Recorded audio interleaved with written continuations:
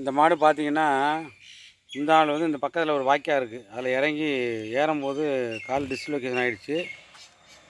முக்கால்வாசி எழுந்திரிக்க ட்ரை பண்ணுது. ஆனால் எழுந்திரிக்க முடியல. 2 ஜாயிண்ட்டும் லூஸ் ஆகிருக்கு பின்னாடி ஹிப் ஜாயிண்ட்டு. அதனால் டவுனஸ் கவ் சிண்ட்ரோம்னு பேர்.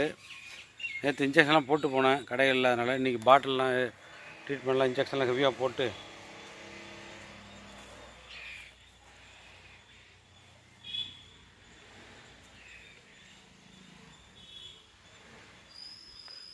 கிளப்பிடலான்னு பார்ப்போம்.